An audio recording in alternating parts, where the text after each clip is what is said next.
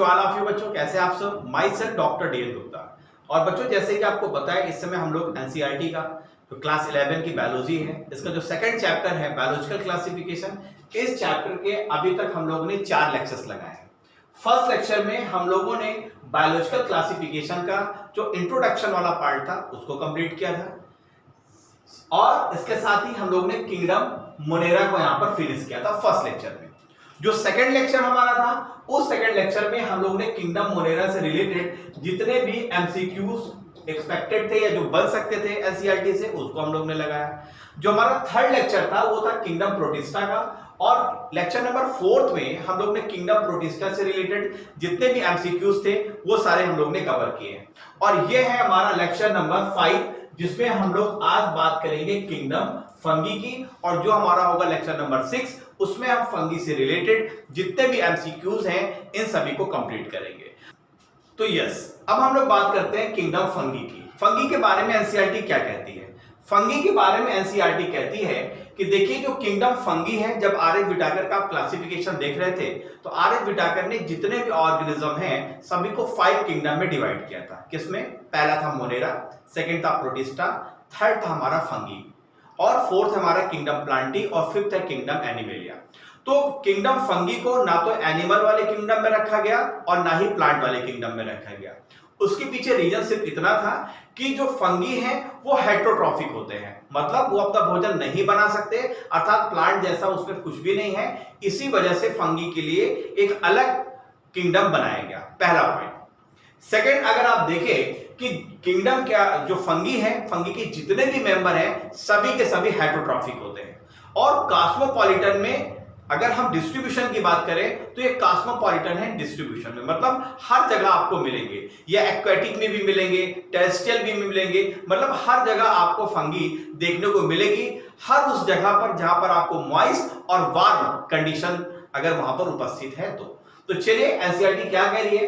कह रही है कि अगर आप किंगडम फंगी को देखेंगे तो ये एक यूनिक किंगडम है। क्यों यूनिक किंगडम है?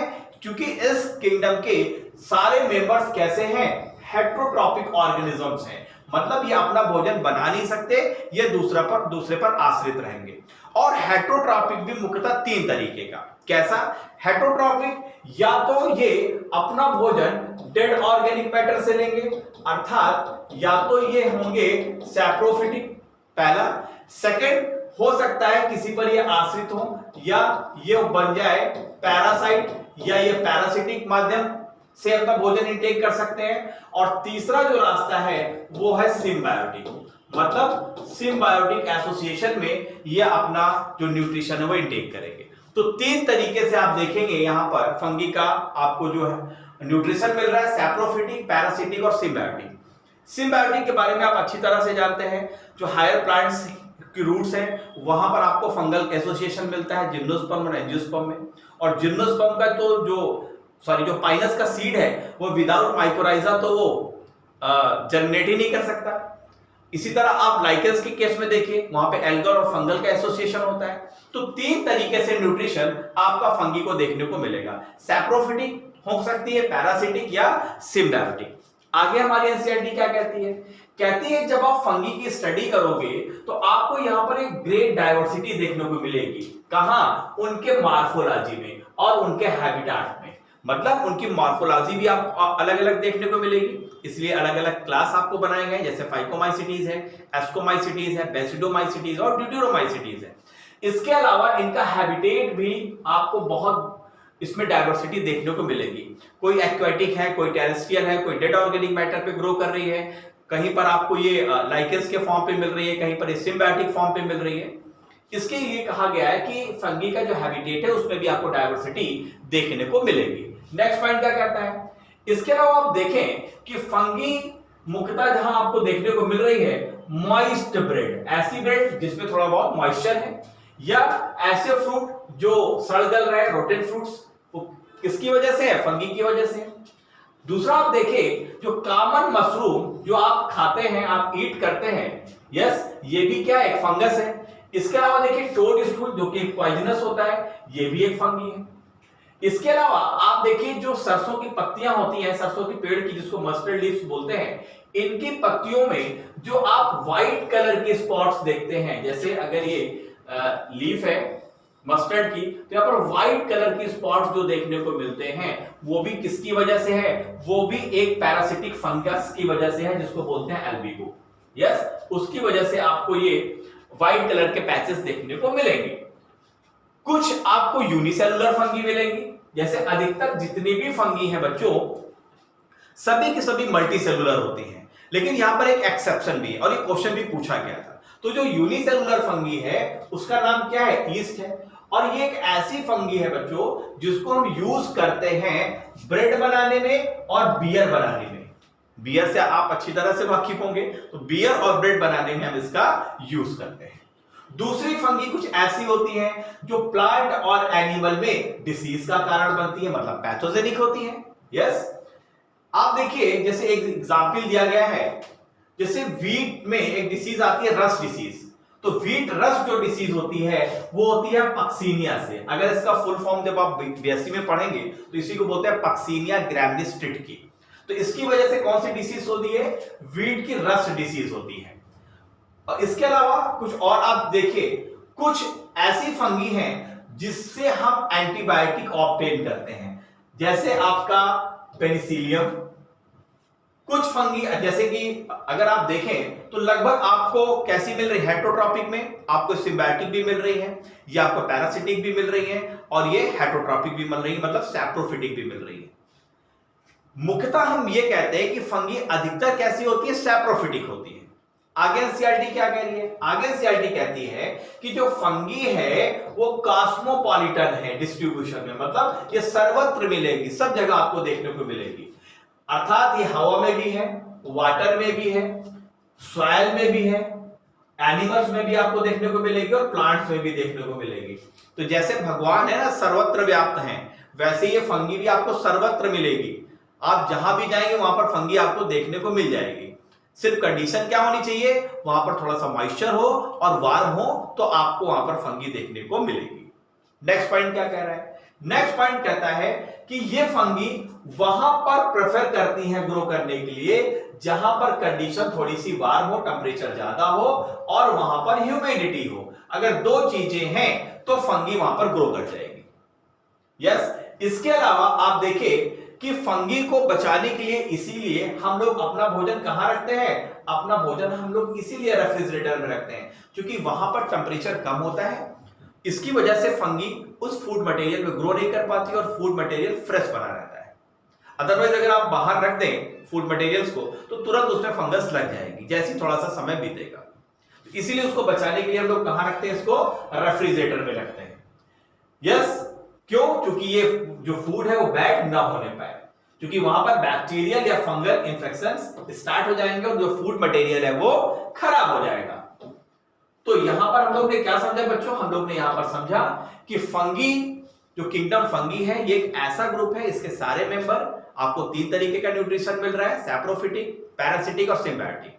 दूसरा, कुछ फंगी ऐसी है जिससे हम एंटीबायोटिक भी ऑब्टेन करते हैं, कुछ फंगी ऐसी है जिससे हम बियर और ब्रेड भी बना रहे हैं, जैसे ईस्ट है आपका। ये यूनिसेलुलर एक एक्सेप्शन है, अदरवाइज सारी की सारी फंगी कैसी हैं? मल्टी सेलुलर है। चलिए आगे का जो पैराग्राफ है वो क्या कह रहा है जरा इसको समझ लेते हैं।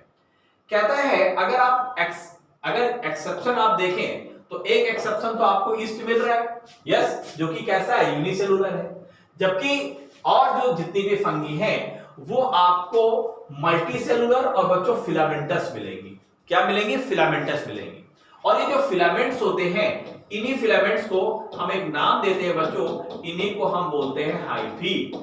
और जब यही फिलामेंट्स इस तरीके से एक स्ट्रक्चर बनाते हैं, इस तरीके का नेटवर्क टाइप का, तो इस स्ट्रक्चर्स को हम बोलते हैं माइसीलियम। तो हाइफी क्या है? एक थ्रेड लाइक स्ट्रक्चर है, यस। और जब ये थ्रेड लाइक कई स्ट्रक्चर्स मिलते हैं तो उसको क्या बनाते हैं? माइसीलियम बनाते हैं। और माइसीलियम को ही हम फंगी की प्लांट बॉडी बोलते हैं। क्लियर है? नेक्स्ट पॉइंट को पढ़ते हैं। कह रहा है कि अगर आप देखें तो इनकी जो बॉडी होती है वो लंबे, स्लेंडर और धागे जैसे स्ट्रक्चर्स की बनी होती है, जिसको हम क्या बोलते हैं, हाइफी बोलते हैं, जिसको मैंने अभी आपको यहां पर बताया। अब अगर इस हाइफी को बच्चों अगर आप माइक्रोस्कोप में देखेंगे तो ये थ्रेड लाइक स्ट्रक्चर्स मिलेंगे।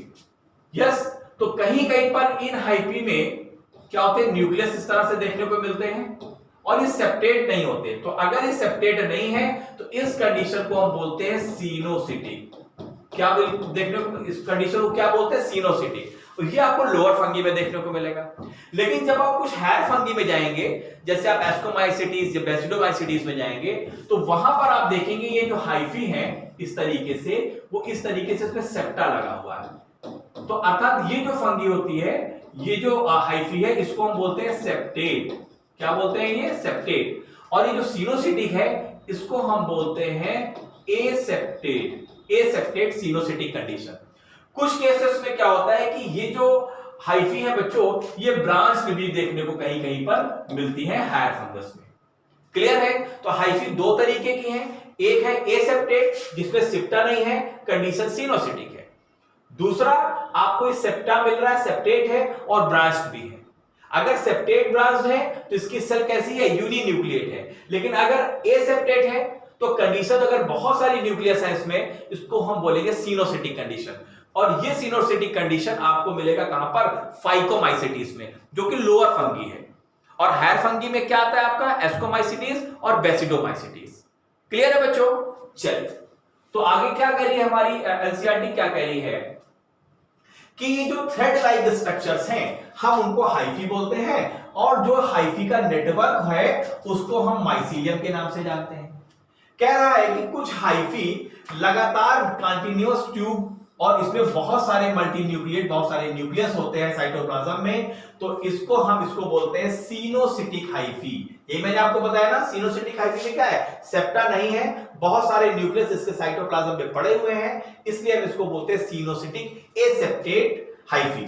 यस, दूसरी जो थ्रेड लाइक स्ट्रक्चर है, जब आपको हायर फंगी में देखने को मिलेगा, इसमें आपको सेप्टा या क्रॉस वाल देखने को मिलता है। तो बच्चों ये जो है ना, इसको हम सेप्टा या क्रॉस वाल बोलते हैं उनके हाइफी में। तो और इसके अलावा अगर इसमें क्रॉस वाल है, मल्टीन्यूक्लिएट कंडीशन नहीं है, तो हम बोलेंगे सेप्टेट है, और कभी कभी ये ब्रांच भी देखने को मिलते हैं। ठीक है, अर्थात यहां सिनोसिटिक कंडीशन नहीं है।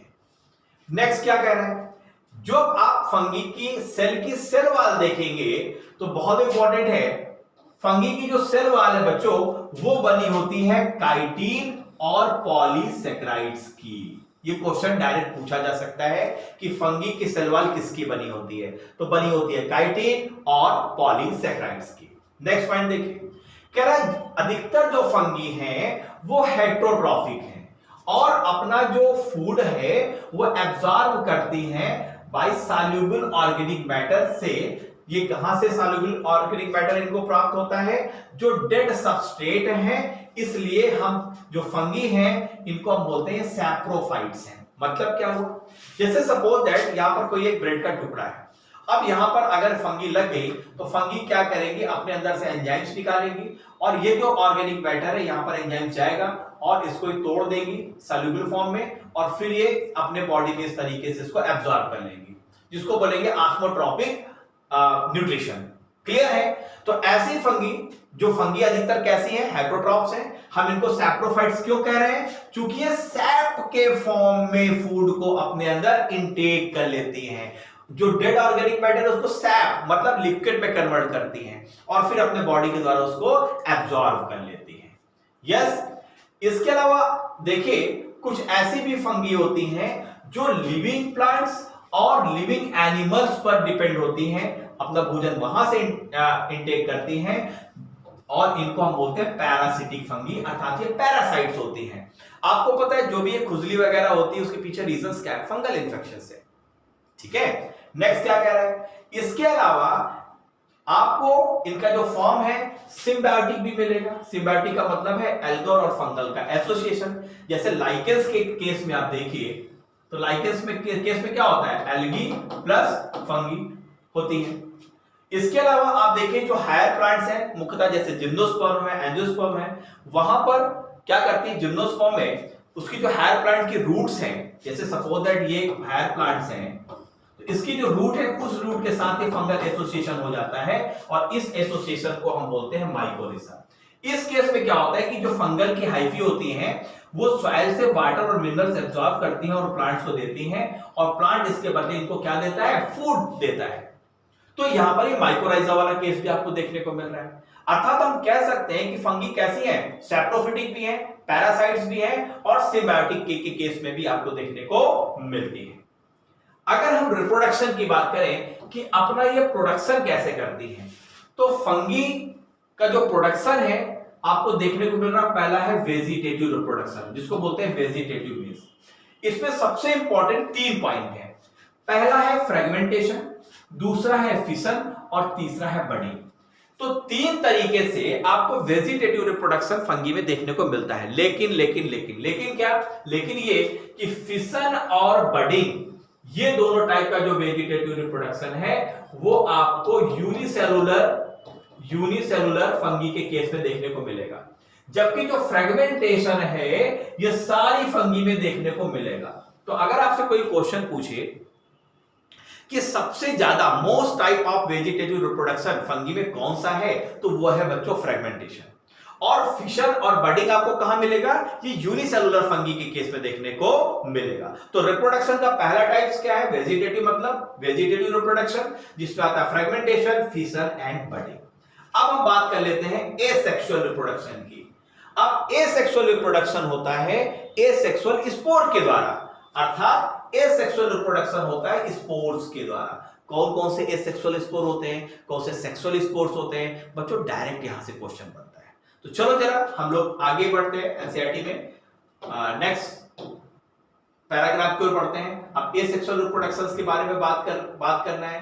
तो हमारी एनसीईआरटी कहती है कि जो एसेक्सुअल स्पोर्स हैं उसका नाम आपको पता होना चाहिए, और पहला जो एसेक्सुअल स्पोर है इसको हम बोलते हैं कोनिडिया। यस, और कोनिडिया, और हम इसको बोलते हैं स्पोरेंजियोस्पोर, या हम बोलते हैं इसको जूस्पोर।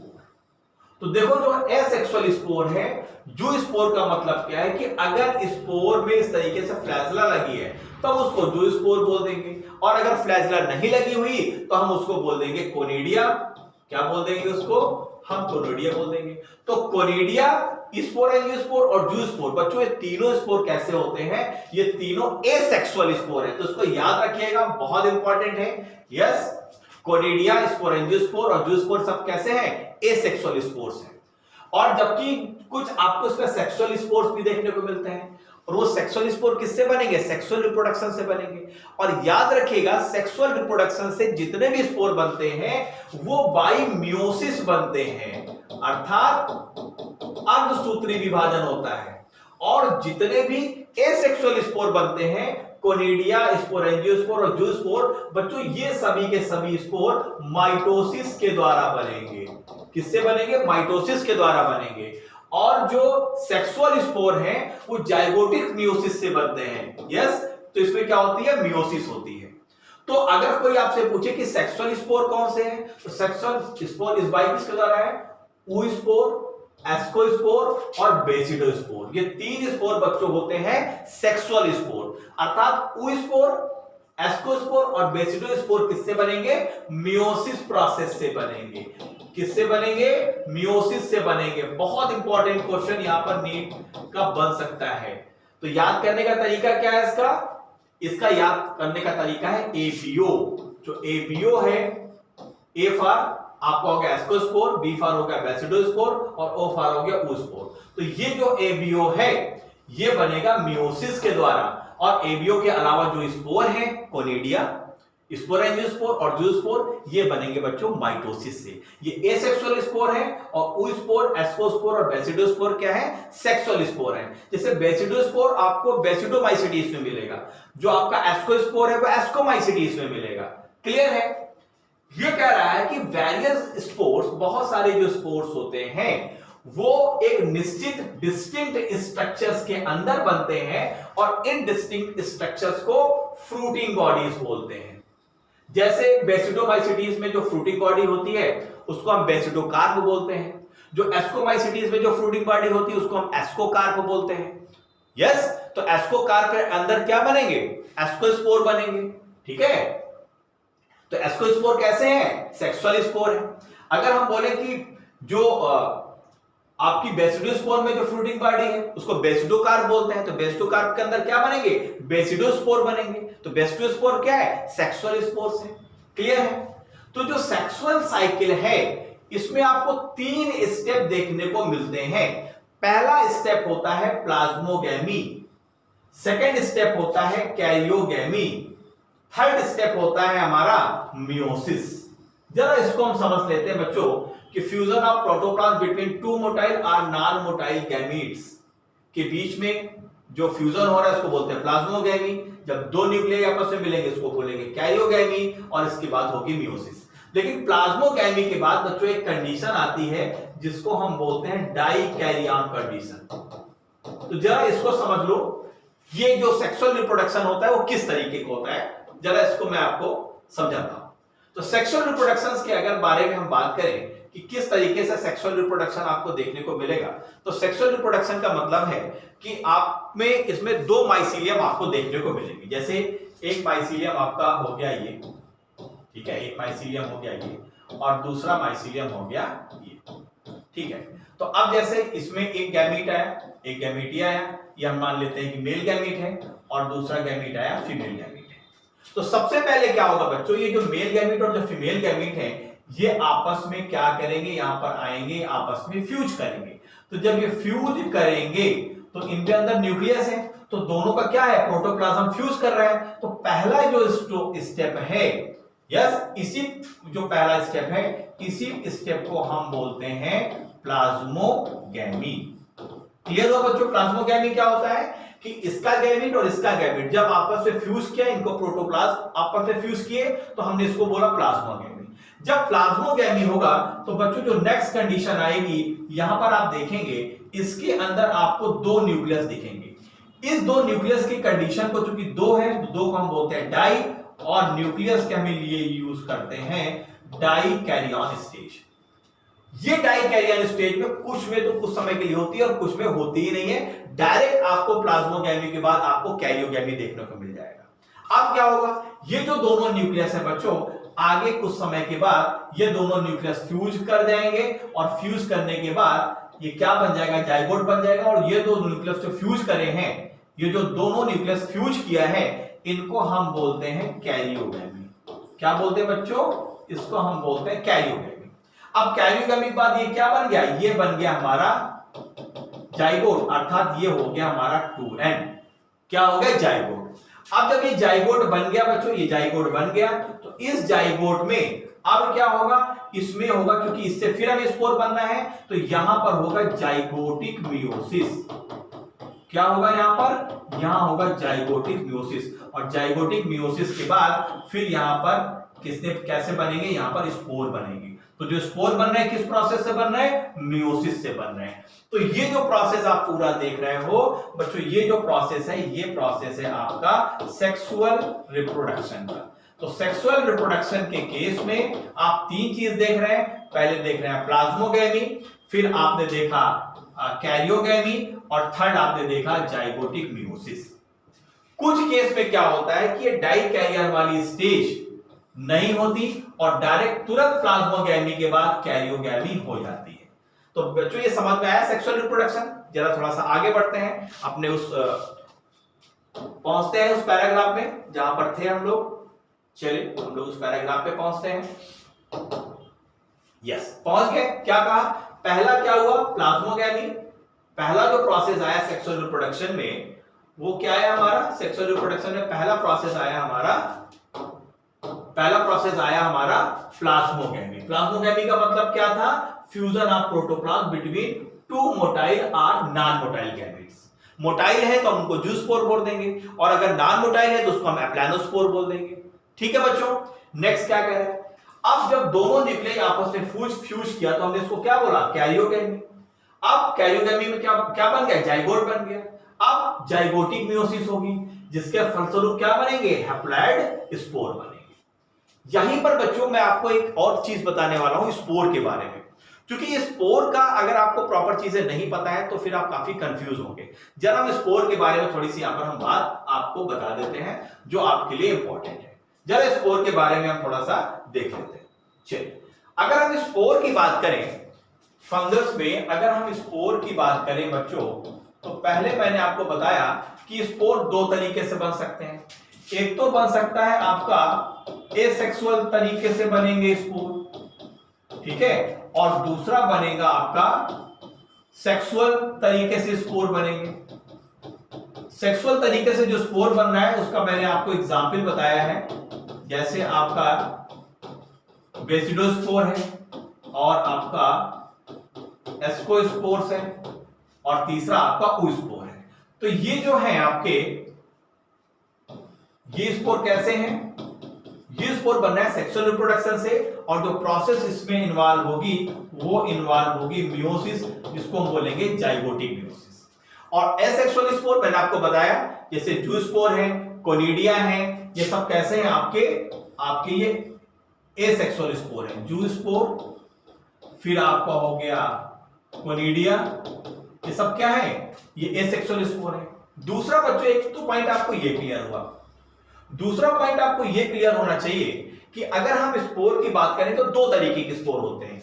एक होता है आपका मोटाइल स्पोर और दूसरा होता है आपका नॉन मोटाइल स्पोर।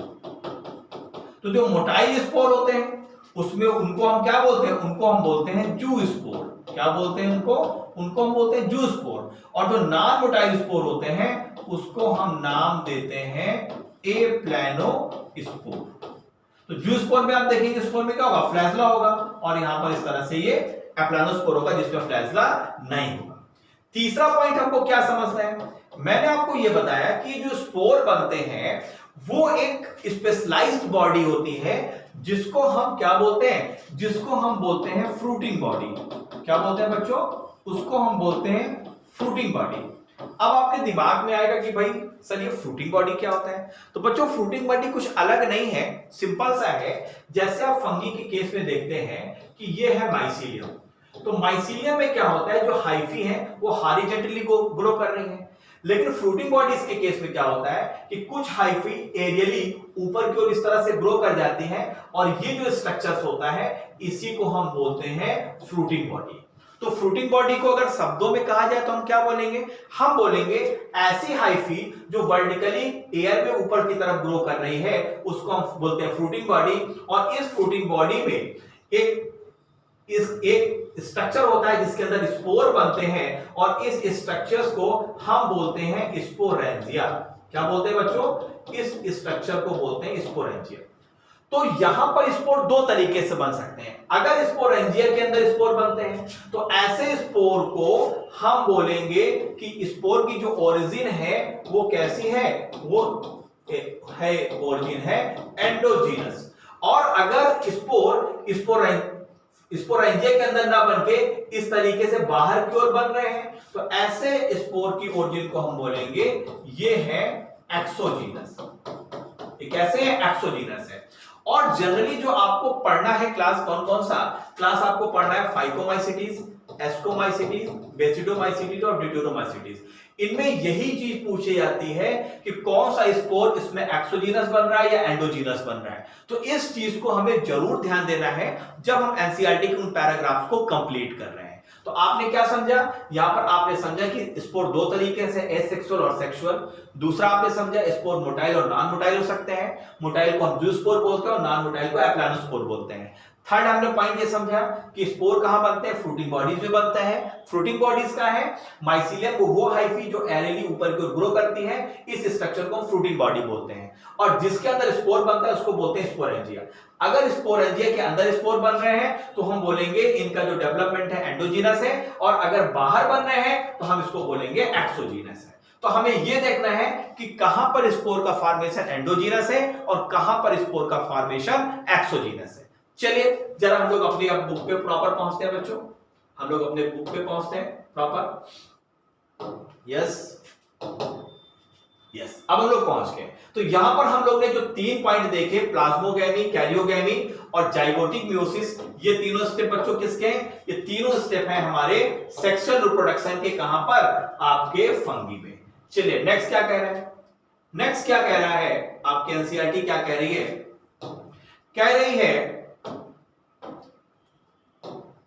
कह रही है कि जब एक फंगस रिप्रोड्यूस होता है सेक्सुअली, अगर एक फंगस सेक्सुअली रिप्रोड्यूस हो रहा है तो 2 हैप्लॉयड हाइफी जो है, जो कंपेटिबल है, वो मेटिंग करेंगी, एक दूसरे के नजदीक आएंगी और फ्यूज करेंगी। मैंने क्या बताया था? 2 हाइफी आपस में आएंगी और फ्यूज करेंगी। कुछ फंगी में क्या होता है, वहां पर फ्यूजन होता है 2 हैप्लॉयड सेल्स का तुरंत, जिससे वो सेल कैसी बन जाती है? डिप्लॉयड, 2n बन जाती है। मतलब क्या कह रहा है कि प्लाज्मोगैमी के बाद डाइकैरियन स्टेज नहीं होगी, सीधे कौन सी स्टेज आ जाएगी? कैरियोगैमी हो जाएगी। मतलब दोनों न्यूक्लियस फ्यूज कर जाएंगे कुछ फंगी में। लेकिन क्या कह रहा है? कह रहा है कि कुछ फंगी ऐसी हैं जिसमें 2 हैप्लॉयड सेल इमीडिएट फ्यूज करेंगे और डिप्लॉयड सेल अर्थात जाइगोट बनाएंगे। लेकिन दूसरी फंगी, जैसे कह रहा है एस्कोमाइसिटीज और बेसिडोमाइसिटीज में आपको एक डाइकैरियोटिक स्टेज देखने को मिलती है N+N की, अर्थात 2 न्यूक्लियाई एक सेल में देखने को मिलते हैं, जिसको हम बोलते हैं डाइकैरियोटिक स्टेज, या कंडीशन को हम बोलते हैं डाइकैरियन। और जो फेज होता है, इस फेज को हम बोलते हैं डाइकैरियोफेज ऑफ फंगस। तो याद रखिएगा बच्चों, जो आपकी ये डाइकैरियोफेज है या डाइकैरियन जो कंडीशन है, वो आपको सिर्फ एस्कोमाइसिटीज और बेसिडोमाइसिटीज में देखने को मिलेगी, जबकि फाइकोमाइसिटीज में ये डाइकैरियन स्टेज एब्सेंट होती है। क्लियर है? ये पॉइंट बहुत इंपॉर्टेंट है, इसको माइंड में आपको जरूर रखना है। बाद में क्या कह रहा है? बाद में जो पेरेंटल न्यूक्लियाई है वो क्या कर जाएंगी? फ्यूज कर जाएंगी और सेल डिप्लॉयड या जाइगोट में कन्वर्ट हो जाएगा। अब फंगी क्या बनाएगी? अब क्या कह रहा है? डिप्लॉयड हो गया, जाइगोटिस मियोसिस हो गई।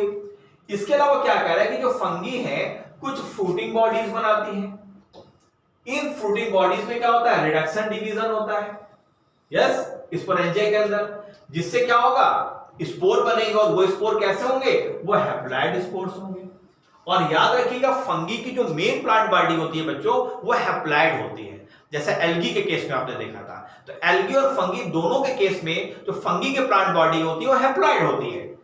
जो मॉर्फोलॉजी है माइसीलियम की, आप देखो, जितने भी फंगी हैं उनको 3 आधार पर, 3 क्राइटेरिया के आधार पर उनके क्लास बनाए गए हैं।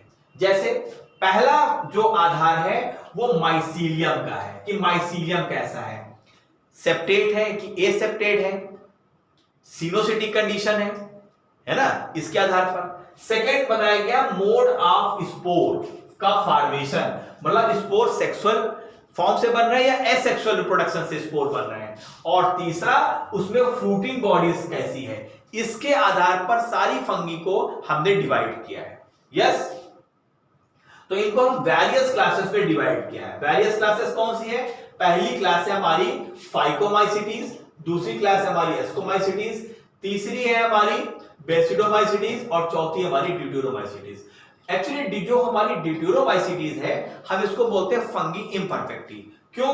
क्योंकि इसमें सेक्सुअल रिप्रोडक्शन अभी डिस्कवर्ड नहीं हुआ है। तो जो भी फंगी में अभी सेक्सुअल रिप्रोडक्शन नहीं डिस्कवर्ड हुआ, हम उसको ड्यूटेरोमाइसिटीज में रखते हैं। तो ड्यूटेरोमाइसिटीज वास्तव में एक टेम्परेरी डिवीजन है। क्लियर है?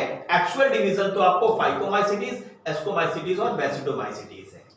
क्लियर है? क्योंकि इनमें क्या है, इसमें आपको सेक्सुअल रिप्रोडक्शन देखने को मिलता है। तो ये होती है फंगी परफेक्टी, और ड्यूटेरोमाइसिटीज को बोलते हैं फंगी इम्परफेक्टी।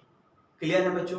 चलिए अब हम बढ़ते हैं जो पहला डिवीजन, मतलब पहली बार फंगी को जो डिवाइड किया गया है क्लासेस में, पहली क्लास आपकी आती है फाइकोमाइसिटीज। देखो बच्चों, सबसे पहले एक चीज और मैं आपको क्लियर करना चाहता हूं कि ये जो चारों क्लासेस दी गई हैं, इसके बारे में जरा कुछ पॉइंट्स आप समझ लीजिए, जो आपके आगे बहुत इंपॉर्टेंट काम करने वाले हैं। क्या काम करने वाले हैं? देखो, नेक्स्ट अगर हम बात करें बच्चों, तो जो फंगी है, फंगी को अगर हम इस तरीके से देखें तो फंगी को मुख्यतः 4 क्लासेस में डिवाइड किया गया है। पहला क्लास है आपका फाइकोमाइसिटीज, सेकेंड क्लास है आपका एस्कोमाइसिटीज, थर्ड क्लास है आपका, तीसरा क्लास है आपका बेसिडोमाइसिटीज, और चौथा क्लास है आपका ड्यूटेरोमाइसिटीज। इसमें जो फाइकोमाइसिटीज है पहली वाली बच्चों, इसको हम रखते हैं लोअर फंगी में। किसमें रखते हैं? लोअर फंगी में। और मैंने आपको बताया कि जो क्लास का डिवीजन है किसके आधार पे है? माइसीलियम का स्ट्रक्चर कैसा है, यस, उनमें फ्रूटिंग बॉडीज कैसी है, इसके आधार पर हमने डिवीजन किया है क्लास का। तो फाइकोमाइसिटीज को लोअर फंगी इसलिए बोलते हैं कि अगर आप इनके हाइफी को देखेंगे तो हाइफी इनके एसेप्टेट होते हैं और इसके साइटोप्लाज्म में आपको बहुत सारे न्यूक्लियस देखने को मिलेंगे और ये अनब्रांच्ड होंगे। अर्थात कंडीशन कैसी होगी? यहां पर कंडीशन होगी, इसका जो हाइफी होगा वो एसेप्टेट होगा और जो कंडीशन है वो आपको सिनोसिटिक कंडीशन देखने को मिलेगी। इस वजह से फाइकोमाइसिटीज को हम लोअर फंगी में रखते हैं।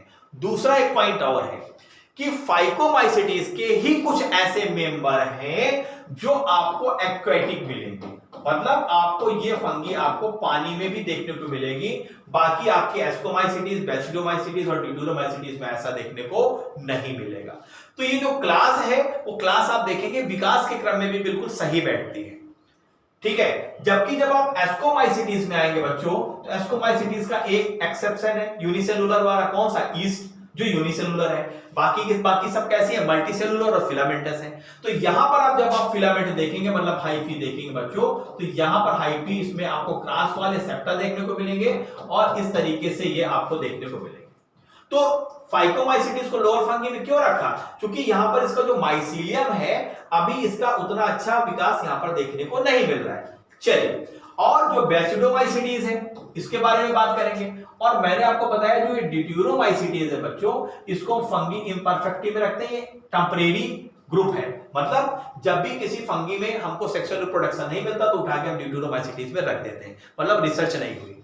तो यहां पर एस्कोमाइसिटीज, बेसिडोमाइसिटीज और ड्यूटेरोमाइसिटीज ये तीनों हायर फंगी में आते हैं। किसमें आते हैं बच्चों? ये आपके आते हैं हायर फंगी में, ठीक है। चलो आगे बढ़ते हैं और अपने हम लोग उस पैराग्राफ पे पहुंचते हैं एनसीईआरटी में जहां पर अभी हम लोग स्टडी कर रहे थे। चलो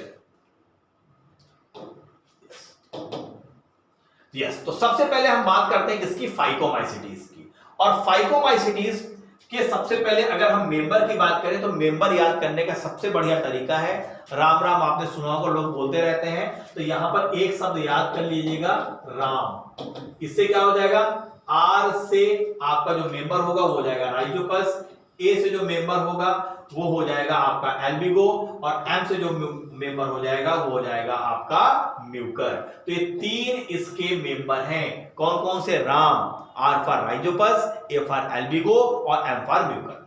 चलिए अब जरा फाइकोमाइसिटीज के बारे में एनसीईआरटी क्या कह रही है जरा इसको हम लोग समझ लेते हैं।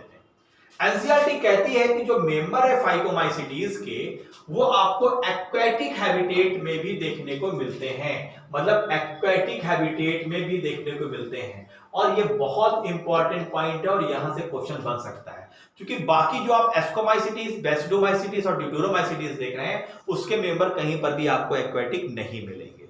क्लियर है? वहां पर आपको मेंबर एक्वेटिक नहीं मिलेंगे। इसके अलावा इसके जो मेंबर हैं वो आपको डिकेइंग वुड में भी देखने को मिल रहे हैं, मॉइस्ट एंड डैम्प प्लेसेस में देखने को मिल रहा है। तो मॉइस्ट तो बिल्कुल कॉमन है, जहां पर मॉइस्चर होगा वहीं पर फंगी आपको देखने को मिलती है। इसके अलावा ये ऑब्लिगेट पैरासाइट्स होते हैं प्लांट में। कुछ ऐसी फंगी हैं जो ऑब्लिगेट पैरासाइट होते हैं प्लांट पे। माइसीलियम जैसे कि मैंने बताया इसका कैसा है? एसेप्टेट है, मतलब अगर आप थ्रेड लाइक स्ट्रक्चर में देखेंगे तो यहां पर सेप्टा नहीं है और कंडीशन कैसी है? सिनोसिटिक है। एसेप्टेट है और कंडीशन कैसी है? सिनोसिटिक है। एसेक्सुअल रिप्रोडक्शन किसके द्वारा हो रहा है? एसेक्सुअल स्पोर के द्वारा हो रहा हो। एसेक्सुअल स्पोर मैंने क्या बताया था, जू स्पोर, जो कि कैसे मोटाइल, और जिसको हम बोलते हैं एप्लानोस्पोर, कैसे होते हैं, जिसको हम बोलते हैं नॉन मोटाइल। तो जू स्पोर और एप्लानोस्पोर के द्वारा आपका एसेक्सुअल रिप्रोडक्शन हो रहा है। यस, और ये जो स्पोर है बच्चों, ये एंडोजीनसली प्रोड्यूस हो रहे हैं। तो मैंने आपको बताया था कि अगर ये क्वेश्चन पूछा जाता है कि फाइकोमाइसिटीज में स्पोर जो एसेक्सुअल बन रहे हैं वो एंडोजीनस है या एक्सोजीनस है, तो उसको याद करने का बहुत अच्छा तरीका, क्या तरीका है, आप देखिए कि ये मान लीजिए ये है माइसीलियम, और माइसीलियम में ये है फ्रूटिंग बॉडी, और फ्रूटिंग बॉडी में ये लगा हुआ स्पोरेंजिया, और स्पोरेंजिया के अंदर स्पोर डेवलप हो रहे हैं, तभी तो हमने इसको बोला कि एंडोजीनस प्रोडक्शन है किसका, स्पोर का। तो इसको इस तरह से याद कर सकते हैं, क्योंकि फाइकोमाइसिटीज लोअर फंगी है, तो लोअर फंगी की स्पोर क्या है, थोड़े से डरे हुए हैं, तो डरे हुए हैं इसीलिए स्पोरेंजिया के अंदर डेवलप हो रहे हैं। तो जब अंदर डेवलप हो रहे हैं तो एंडोजीनस आ गया। जब आप यहां पर पहुंचेंगे एस्कोमाइसिटीज में, तो वहां पर एक्सोजीनस और एंडोजीनस मिलेंगे। कैसे मिलेंगे, एक्सोजीनस और एंडोजीनस मिलेंगे, वहां पर एक्सोजीनस भी मिलेंगे। ठीक है, चलो, तो यहां पर जो एसेक्सुअल स्पोर कैसे डेवलप हो रहे हैं, एंडोजीनसली प्रोड्यूस हो रहे हैं, कहां पर, स्पोरेंजियम के अंदर। जो जाइगोस्पोर होता है ये कैसे बनता है, जब दो गैमीट्स फॉर्म्ड होते हैं, जब एक मेल गैमीट और फीमेल गैमीट के साथ फॉर्म्ड हुआ तो क्या बना, जाइगोस्पोर बना। यस, और ये गैमीट्स कभी आपस में अगर उनकी मॉर्फोलॉजी सिमिलर है तो आइसोगैमस जिसको बोलते हैं, और अगर डिसिमिलर है तो एनाइसोगैमस बोलेंगे, और अगर एक गैमीट बड़ा और छोटा है तो उसको ऊगैमस बोलेंगे।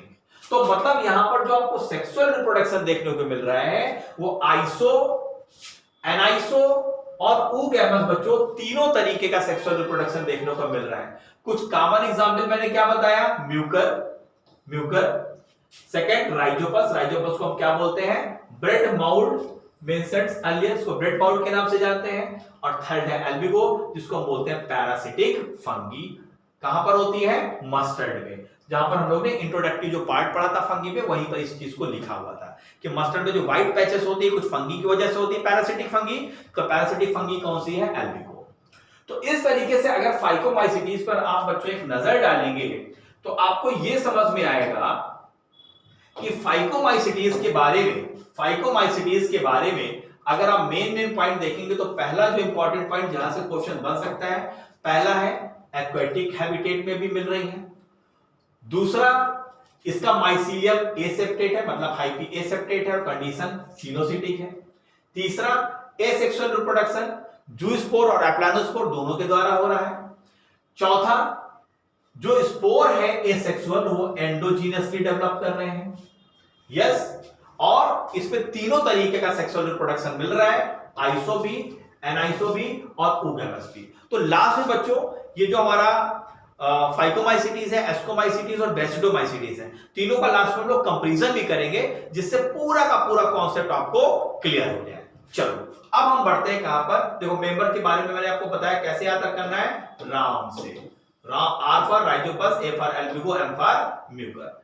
चलो अब हम लोग बढ़ते हैं कहां पर, एस्कोमाइसिटीज की तरफ।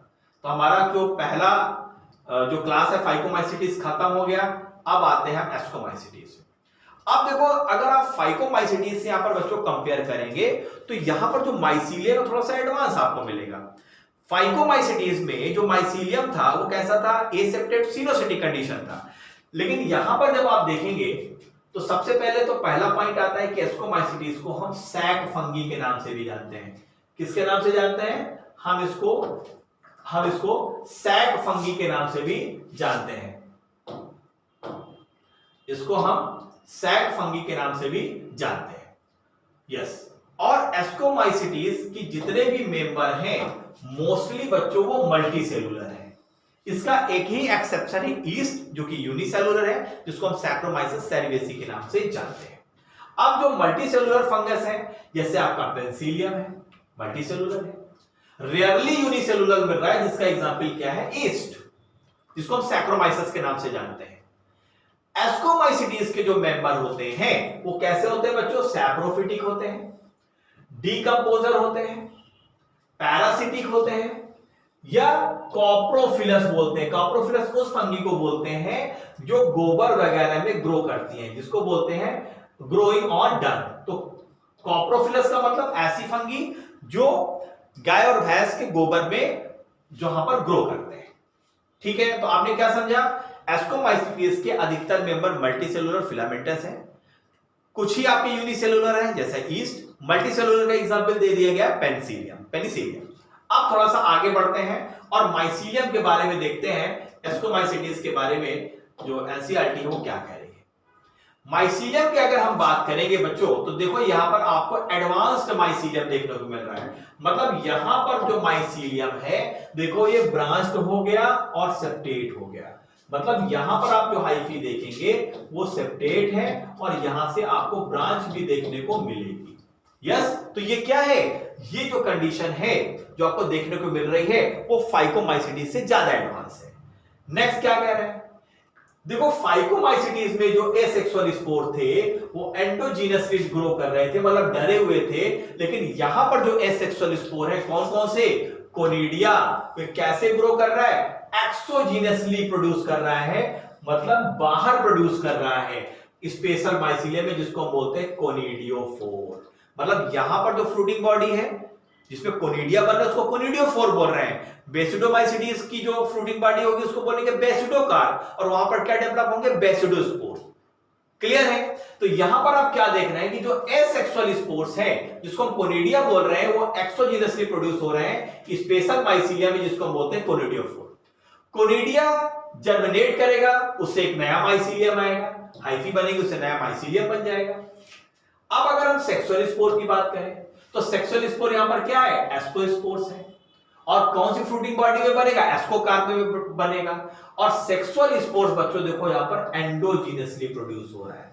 तो याद रखिएगा फाइकोमाइसीटीज में आपको वहां पर एंडोजीनसली प्रोड्यूस हो रहा है, लेकिन यहां पर जो सेक्सुअल स्पोर्स हैं वो एंडोजीनसली है, और जबकि जो एसेक्सुअल स्पोर्स हैं वो एक्सोजीनसली है। इस चीज को माइंड में रखना है। तो एंडोजीनसली कैसे प्रोड्यूस हो रहा है? सेक्सुअली अगर है, और जो एसेक्सुअल स्पोर है वो एक्सोजीनसली प्रोड्यूस हो रहे हैं। ठीक है, produce endogenously in sac like ASCII या सिमिलर एस्कस बोलते हैं। ठीक है, ये जो एस्की होते हैं वो डिफरेंट टाइप की फ्रूटिंग बॉडीज में अरेंज होते हैं, और इन फ्रूटिंग बॉडीज को हम बोलते हैं एस्कोकार्प।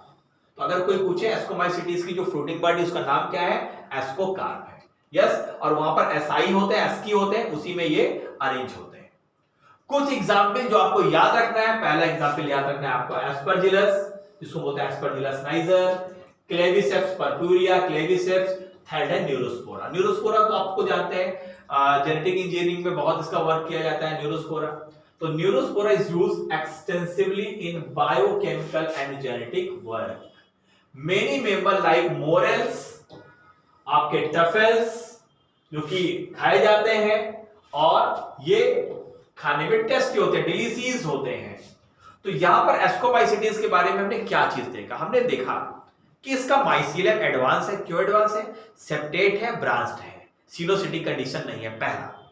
सेकंड हमने देखा जहां फाइकोमाइसीटीज में स्पोर एंडोजीनसली बन रहे थे, यहां पर जो स्पोर है एंडोजीनसली वो सेक्सुअल स्पोर्स हैं, जबकि एसेक्सुअल स्पोर कैसे बन रहे हैं? एक्सोजीनसली बन रहे हैं। ये आपको माइंड में रखना है। नेक्स्ट पॉइंट आपको क्या याद रखना है? इसकी फ्रूटिंग बॉडीज का नाम, फ्रूटिंग बॉडीज का नाम है एस्कोकार्प, जिसमें क्या बन रहा है? एस्कोस्पोर्स बन रहे हैं। चौथा इसके मेंबर को याद रखना है, मेंबर है एस्परजिलस, क्लेविसेप्स, न्यूरोस्पोरा।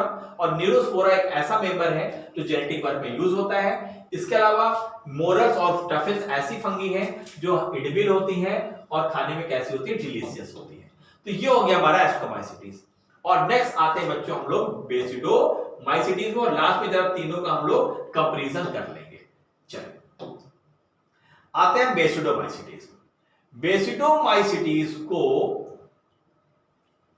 बेसिडोमाइसीटीज को जो मेंबर है कॉमनली हम उनको मशरूम के नाम से जानते हैं। जो मशरूम आप खाते हैं ना सब्जियों में, मशरूम, वो किसके मेंबर है? बेसिडोमाइसीटीज के।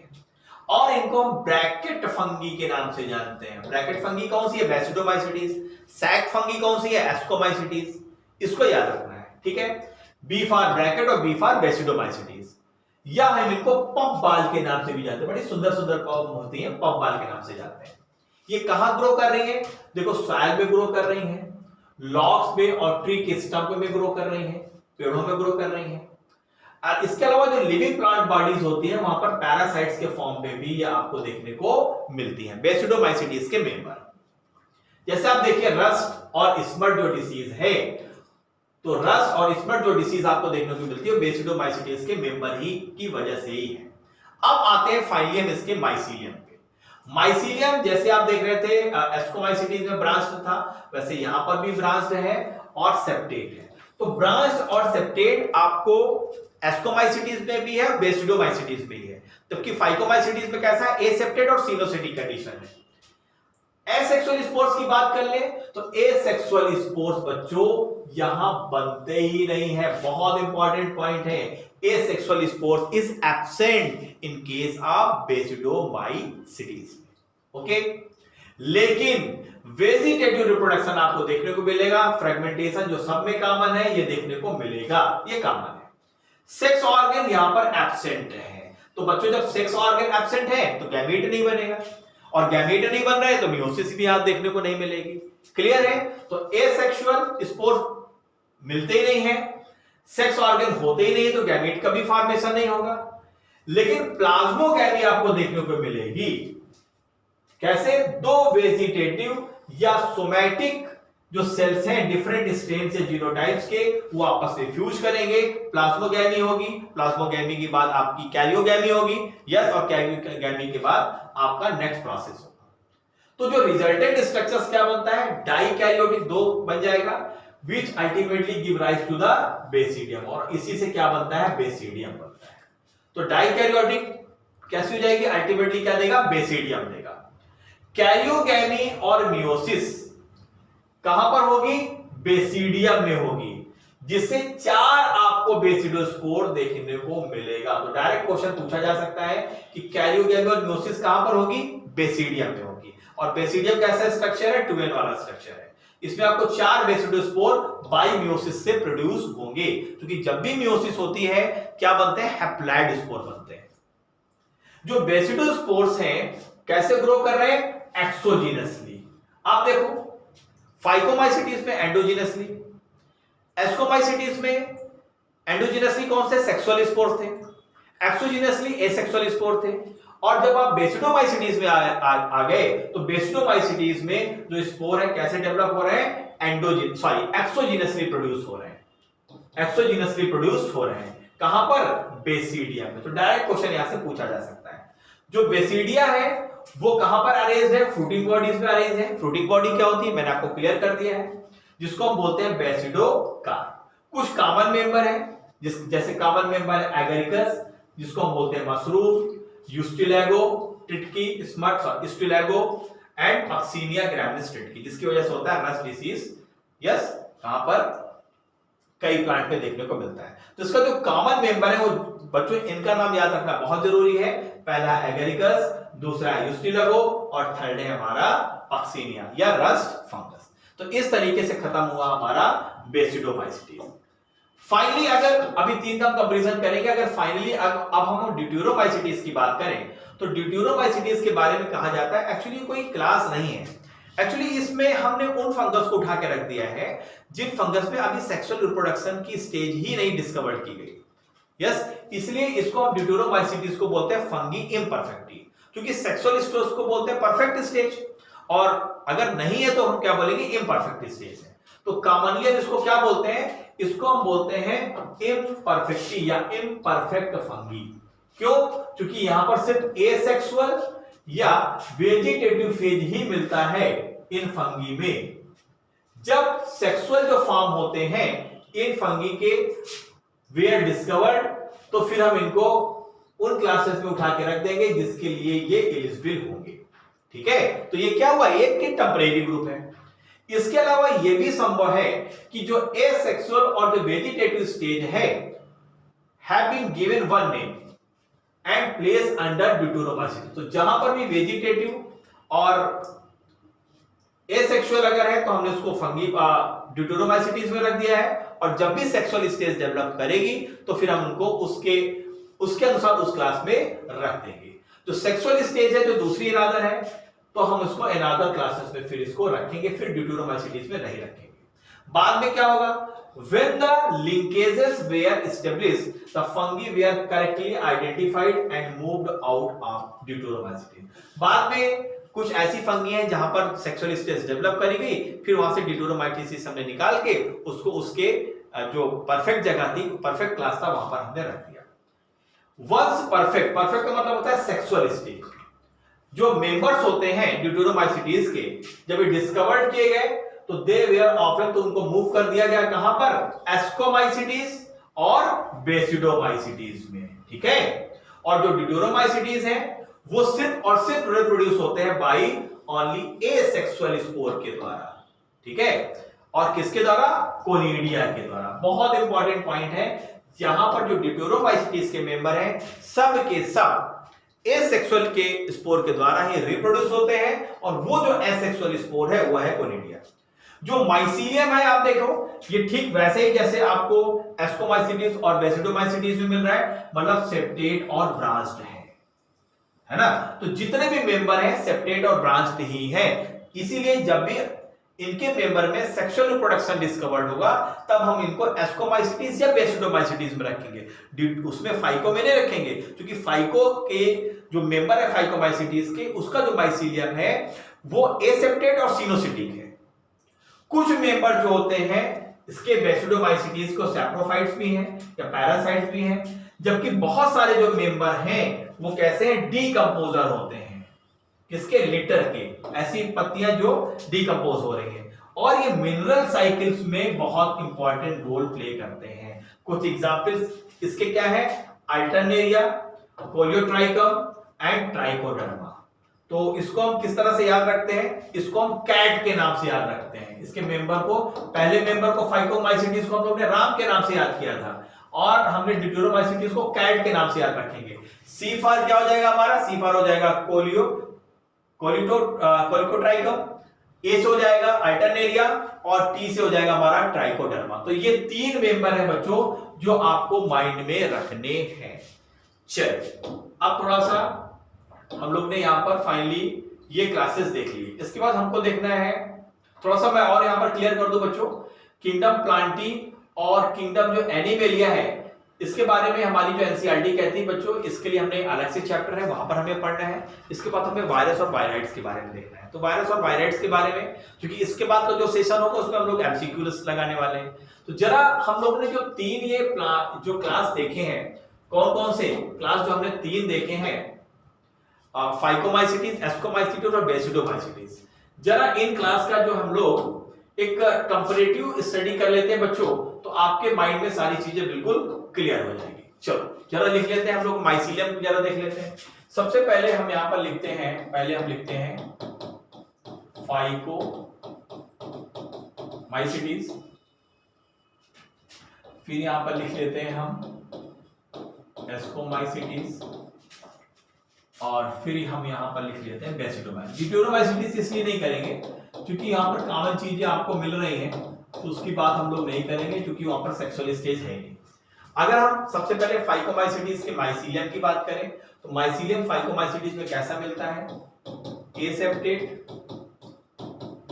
और कंडीशन कैसी है, सिनोसिटिक है। यहां पर अगर आप देखें तो यहां पर आपको मिलेंगे सेप्टेट और मिलेंगे आपको ब्रांच्ड, जबकि यहां पर आप देखेंगे यहां पर भी यही कंडीशन होगा। यहां पर जो माइसीलियम है वो आपका सेप्टेट है, और बच्चों ये कैसा है, ब्रांच्ड है। चलो सेकंड पे आ जाते हैं। सेकंड पे अगर हम बात करें हैबिटेट की, तो हैबिटेट में इसके कुछ मेंबर कैसे हैं, आपके एक्वेटिक हैं, जबकि यहां पर आपको मेंबर कैसे मिल रहे हैं, सैप्रोफिटिक मिल रहे हैं, पैरासिटिक मिल रहे हैं, और कुछ सिम्बायोटिक भी मिल रहे हैं। यहां पर भी यही आपको मिल रहा है, सैप्रोफिटिक मिल रहे हैं, पैरासिटिक मिल रहे हैं, और सिम्बायोटिक तो नहीं मिल रहे हैं, लेकिन सैप्रोफिटिक और पैरासिटिक मिल रहे हैं।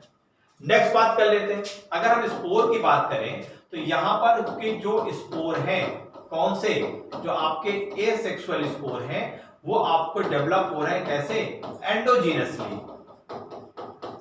मतलब स्पोरेंजिया के अंदर, लेकिन एस्कोमाइसिटीज में आप देखेंगे कि यहां पर इसके जो सेक्सुअल स्पोर हैं वो डेवलप हो रहे हैं एंडोजीनसली, लेकिन जो आपके एसेक्सुअल स्पोर हैं, एसेक्सुअल जो स्पोर हैं वो डेवलप हो रहे हैं एक्सोजीनसली। ठीक है, और यहां पर आप बेसिडो स्पोर देखेंगे तो यहां पर जो स्पोर है बच्चों, यहां पर जो स्पोर है वो कैसे डेवलप हो रहे हैं एंडोजीनसली। ठीक है, तो इस तरीके से आप देख रहे हैं यहां पर स्पोर का डेवलपमेंट। ठीक है, तीसरा आप यहां पर देखेंगे, यहां पर एस्कोमाइसिटीज की जो फ्रूटिंग बॉडी है उसको हम बोलते हैं एस्कोकार्प, और यहां पर की जो फ्रूटिंग बॉडी है उसको हम बोलते हैं बेसिडोकार्प। क्या बोलते हैं? बेसिडोकार्प। तो ये आपको मेन जो डिफरेंसेस है फाइकोमाइसिटीज, एस्कोमाइसिटीज और बेसिडोमाइसिटीज पे देखने को मिल रहा है। तो इस तरीके से बच्चों हम लोगों ने जो फंगी है, फंगी का पहले इंट्रो कंप्लीट किया, फिर उसके जो कैरेक्टरिस्टिक्स थे उनको हम लोग ने देखा, फिर हमने फाइकोमाइसिटीज, एस्कोमाइसिटीज, बेसिडोमाइसिटीज और ड्यूटेरोमाइसिटीज इन सबका प्रॉपर कंपैरिजन किया।